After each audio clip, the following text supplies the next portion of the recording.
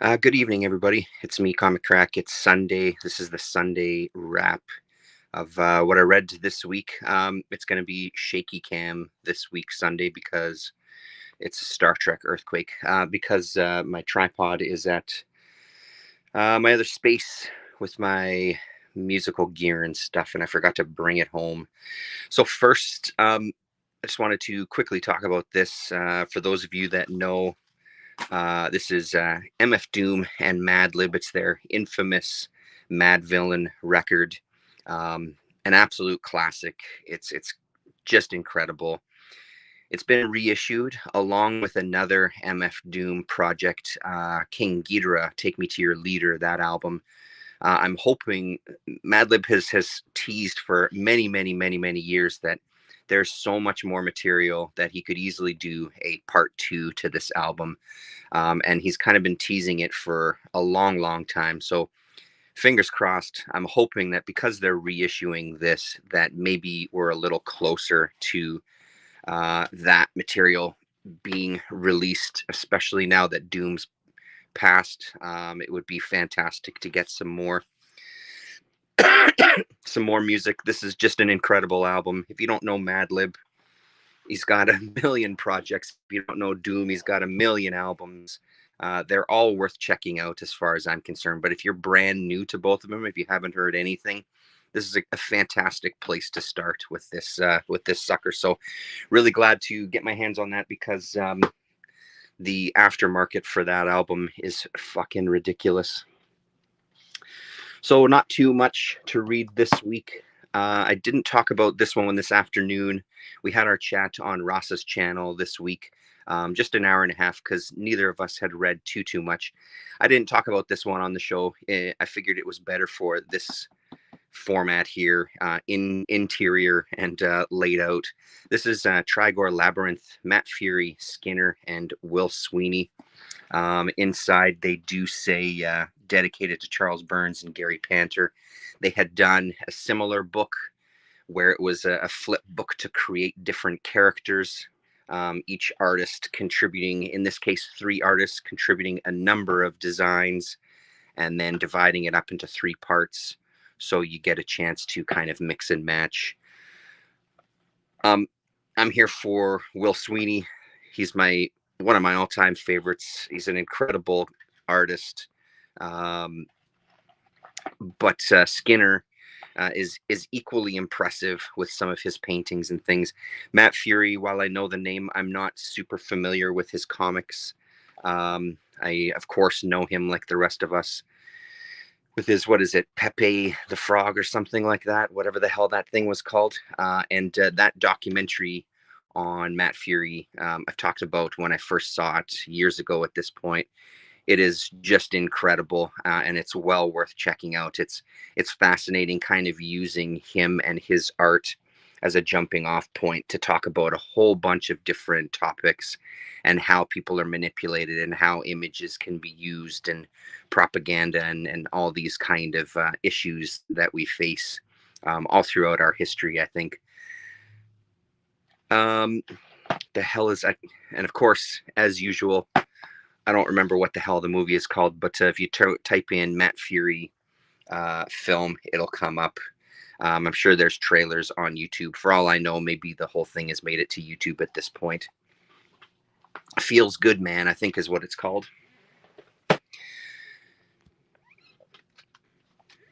This is something that I got last weekend. Daniel Torres, the complete Rocco Vargas. This is from, what did I say this afternoon? 1997, I think. This is Dark Horse Comics that put this out. Daniel Torres is an artist I'm not super familiar with. The only thing that I know him from is this Rocco Vargas stuff. I haven't seen anything else. I found something online that was kind of like an art book that I just kind of had a quick flip through. But I've had these albums for quite a while. It's kind of, Rossa was asking me what made me pick his stuff up, and it was simply for the fact that it was like a Comcat or a Catalan Communications. It was one of those publishers that I just pick up whatever I see. I'm always willing to give their stuff a chance. So that's where I first found it, and I loved the first three books quite a bit. I found his ability to kind of show movement with his characters and just the beautiful design of things is pretty fascinating. So the extras in this one, you get a little bit of an intro from Daniel Torres himself, and then he gets his character Rocco Vargas apparently to do the text, and he supplies the images, so kind of blurring the line between his fictional character and reality. And what we get for the first chunk is kind of a history of the world that these stories are taking place. So there's kind of wars between the planets, and this federation being built, I guess, for lack of a better word. So kind of gives the history of these stories and where they take place, along with some killer illustrations, breakdown of each planet and what their purpose. Oh, hello, look at you. Hello, G, how are you? Yeah, I'll show you some close-ups of some interiors when we get in there. Um, so it's an interesting book. I found I just read the final story in it. I feel like I want to go and read the entire book again because I'd like to read it all as one chunk. So the other thing that you get with this is in between the chapters, you get some preliminary sketches. So in this case, this is early design work for the Rocco Vargas character and Sanson, Rocco Vargas and Sanson. So we get some sketches, we get some more there, some other characters, and then we get some kind of illustrations here. Looks like maybe pencil crayon of the world maps. We get this nice piece as well, and then we get into Triton. Um, yeah. Oh, hello, Colin Blanchette. Yeah, it's really nice stuff, man. The stories the stories are great. There's nothing wrong with the stories. They're very, from what my memory is from the first three books, they're pretty standard kind of adventure type of fare. There was nothing, I think, groundbreaking with the storytelling itself. What was beautiful was the art and the coloring and the design of things. Um, so we'll just kind of have a quick flip here. Stuff like this, I was always really impressed with, just that movement on the page and things. That's not the best example of it, but it's pretty damn good. There was one with a car. Maybe it was in this. Yeah, maybe it's coming up right here. This stuff here. This is the stuff that really amazed me the first time when I read this. That page right there, I thought was pretty incredible. That car moving, you feel that car moving. So it's really, really great.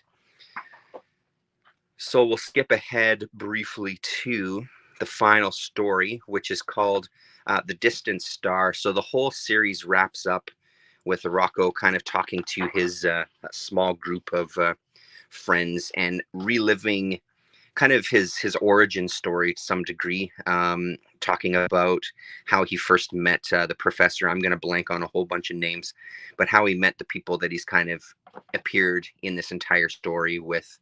And it starts talking about the fights between the different planets and this professor that he had. This page is amazing. He sort of breathes on the window there and writes 1953 in it, which transition us to 1953 in this particular reality. So the scientist that kind of finds Rocco Vargas after his town has been destroyed and his family has been killed, takes him under his wing and becomes kind of his new family. He's been inventing a form of spacecraft that runs on alternative fuel, because the planet Pluto in this reality is kind of the lighthouse of the rest of the solar system and the jumping off point for deep space exploration. But they need an alternate fuel source and different ships to be able to kind of make those journeys. So he develops this, and then there's a couple of planets, Earth and Neptune, I believe, are the two that kind of want to take advantage of him and steal that technology for themselves. So that's kind of the basics of the story. One of the things that's incredible, all of this stuff is really great. It really feels like he's pulling from some actual photos of like propaganda-ish type of photography that he's then kind of adapting for the story itself. There was a couple of panels here that I pointed out this afternoon. Let's see if I can find them.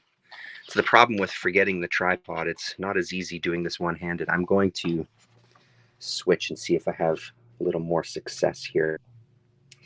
Here we go. So this is the one. So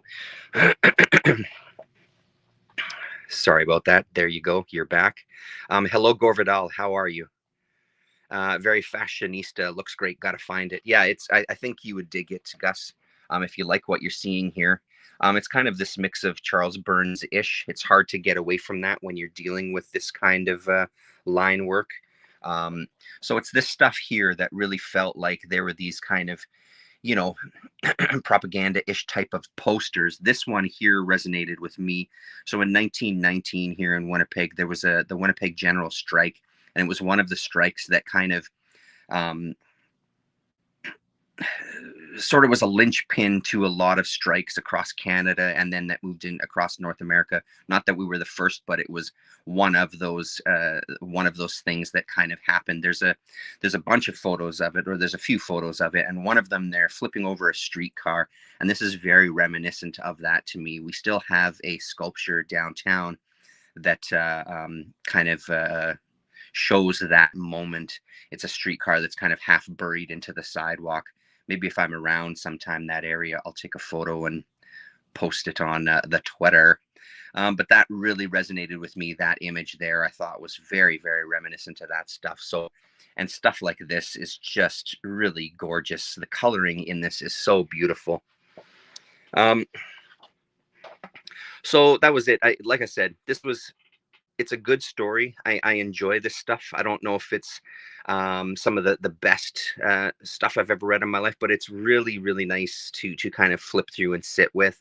And I think on a reread, I do plan to reread this whole thing at once. I think that it'll kind of reveal something a little bit more, just seeing how these stories tie in and kind of really immersing yourself in that world. So that's Rocco Vargas by Daniel Torres. From this collection from Dark Horse 1997.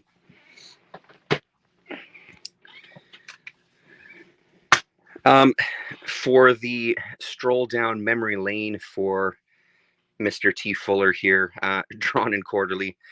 This was so fun to sit with. I think I brought down the other two issues that I bought. I had them up in the bedroom because I was going to read them last night in bed, but I didn't get around to it. This was an absolute blast to sit and read through. It really makes me want to dig out the rest of my 90s anthologies, alternative anthologies, to kind of read them again. This is the stuff that brings me back to my early days of reading comics, because I was huge into these kind of books. I was really into these artists. This is Drawn and Quarterly out of Montreal. This is issue number 3. I think I'm only missing like 3 issues to get the whole run. As soon as you turn the pages, there's artists that I recognize. This Wayno, I don't know if I've ever seen him anywhere else other than these anthologies, but I mean, when I got like Centrifugal Bumblepuppy, when I got Rip Off Press, the magazine, when I got Drawn and Quarterly, when I got any of those, the Bad News, when I got any of these anthologies, they kind of lived with me for quite a while. I brought them with me to school. If I was taking the bus somewhere, I'd bring some with me in my bag so I can sit and flip through them. There's some beautiful stuff in here. And as with a good 90s anthology, there's a couple of things that I just flipped past. I started reading it and I just didn't have any interest, so I went on to the next one. Richard Sala here doing some color work. And the one for me that really brought me back was, I've talked about him a million times, Joe Matt. Joe Matt of this era is just some of my favorite stuff, period. Just looking on my shelf to see if I have that Peep Show handy.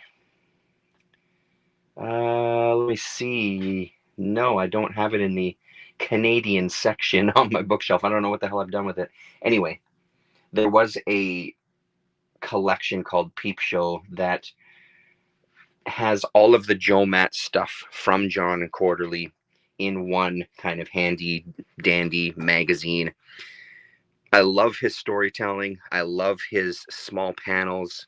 Um, Next week, when I've read these other two, there's some strips in there where the panel density is even more extreme. But he's kind of he's the artist who doesn't offer any sort of polish to his character. In fact, he probably goes a little bit the opposite way to really make him stand out as a jerk. And honestly, I don't know if he goes that far. From what little I know about him, he's pretty much as he represents himself in these stories. And I love it. I just really get a kick out of it. I love his storytelling. I love kind of the way he portrays himself, even just the body language of his characters. I think is really incredible. So it was so much fun to revisit these again. I've read all of these stories. I don't even know how many times. This actually, Joe Matt probably could have gone on the 31 Days of Comics hashtag with most read. This is another strong contender. Anything Joe Matt. So this was fantastic. We get some Colin Upton here as well too. Some Julie Doucette, AFPC Doucette, Julie Doucet. Um, Fantastic. What can I say? It's beautiful. I mean, just look at this art. And that's pretty much. And then of course an ad for Dirty Plot, which was Julie Doucet's book from John and Quarterly. So, oh yes, of course. How can you forget Mary Fleener? A beautiful back cover. I mean, just look how that jumps out at you. So this was so much fun. I'm so glad I found a few more issues of this. There was a fourth issue that I found, but unfortunately, there were two magazines that I got that were filled with like black mold, and I don't fuck with mold. I don't want anything to do with any books or paper that has mold, especially the amount that was on these inside these books. I should have paid closer attention when I was pulling them out of the box and buying them. I didn't. I saw stuff that I wanted and I got excited and just pulled it out and added it to the stack. So I did get rid of those because I just don't want to. Ah, look at you, Gus. Good for you. Thank you for that. Check Daniel Torres also did Opium. 5 more Rocco Vargas albums since 2002, the most recent in 2017. That's fantastic, Gus. Thank you very much for that.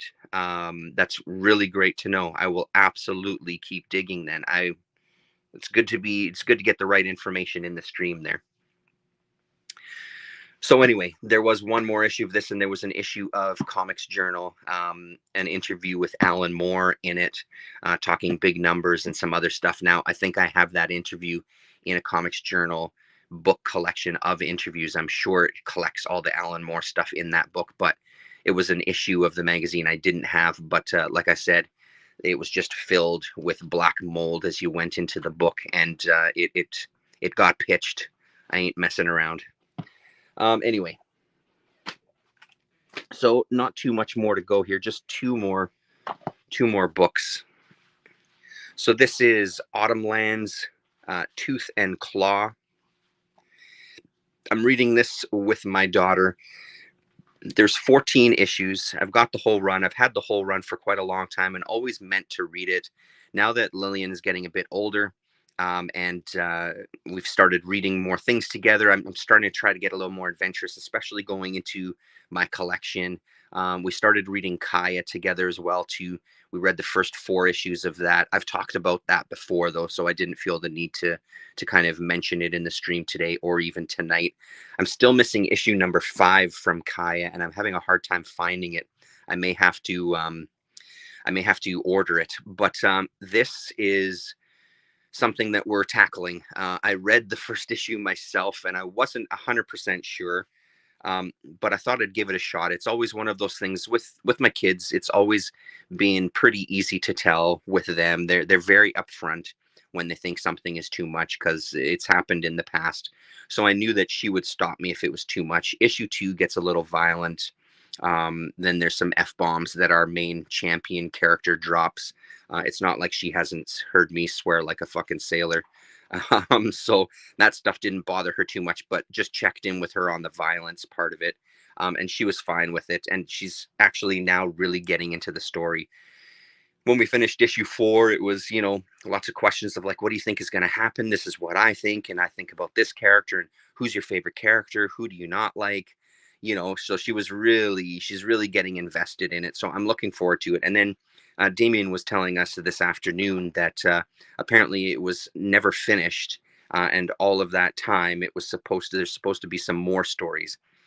Dunstan is the character's name here that we were trying to remember this afternoon on the stream. I really, really like this. It's a lot of fun to read. I was saying this afternoon as well too that when kind of the tragedy hits and their place in the sky comes crashing down to earth, the story kind of takes place in and around this one area, and it really kind of started reminding me of like the 100-Acre Wood, and even the way the animals were kind of talking at times really reminded me of Winnie the Pooh. So in my head, I started kind of reading it internally as like some alternate Winnie the Pooh type of adventure, and it somehow made it even more entertaining for me. But it's a really great read. Like I said, it's pretty goddamn violent at times, but luckily we don't have this kind of level of bloodshed every single issue. Yeah, so I'm looking forward to continuing on with this one. It was one that I had bought a couple of issues when it came out and read them and really enjoyed it. Kind of stopped collecting it because I think that was probably around the time that I was cutting all my pull lists to kind of nothing, and was lucky enough to find some of these in some cheap bins over the years to kind of finish off the collection of them. So beautiful art, beautiful coloring, really intriguing story. We have a lot of like deception going on. We don't really know at this point. The champion clearly has some ideas, but he's not really letting on to Dunstan what those ideas are. I feel like he knows he's going to be double crossed. He's double crossing the double crosser. So there's a lot of that kind of thing going on. There's kind of power struggles that are happening too as this kind of new society is being built. But it's a fun book, man. Yeah. So there you go. That's Autumn Lands. And last but certainly not least for tonight, unfortunately, I'm missing book 3. I thought I had them all. I've taken a break. Busiek said that Autumn Lands was inspired by Kamandi and Jack Vance's Dying Earth novels. Okay, good to know. You can absolutely see the Kamandi in there for sure. Boy and his dog. I thought I had all 4 of these. Turns out I'm missing number 3. I took a break from TMNT this week, not because I don't want to read more. I just wanted to kind of do some sideline and I went to this one because this was what was sort of advertised in those Ninja Turtles books at the time, around that era that I'm reading them, as a coming soon. And it ended up not coming until 1993, I think. So 1986 is when they first started talking about it. And then this is 1993 when it finally saw a release from Kitchen Sink. Just a 4-issue miniseries. We have Kevin Eastman, story layouts and pencils, Eric Talbot, additional story, character development and pencils, and then Simon Bisley doing the painting on this. It's pretty gorgeous stuff. I love the kind of page layouts.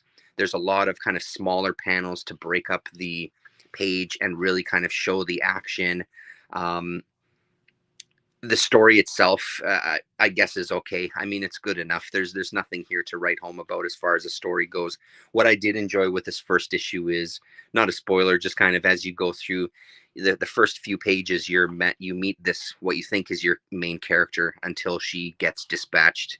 And then we kind of start following the people that killed her, and then they get killed, and then we meet our kind of main character, this warlord type of character.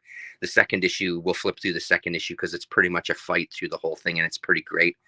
One thing that does happen in this first issue is it starts to get pretty dark, and as you can see here, I mean, it looks even darker on camera. It's still difficult to see in person, though. It's also because of the lighting in here as well. But there was passages where I couldn't figure out who I was looking at, what was going on, trying to kind of follow the dialogue, and the dialogue not really offering anything that sort of gave you a place within the particular scene.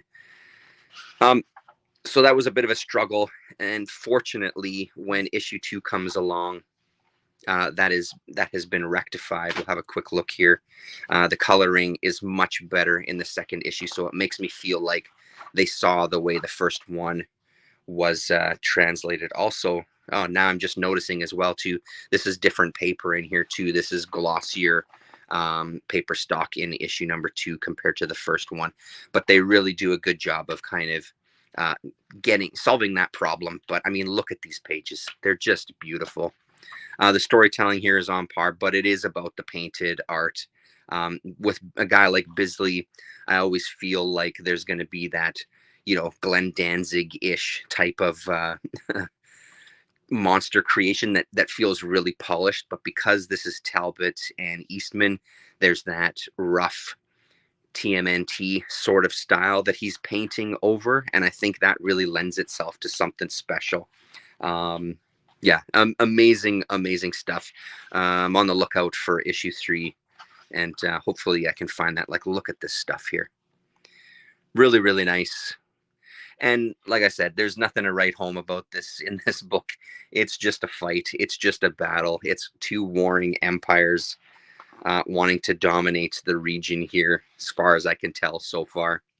And we'll see where it goes from there.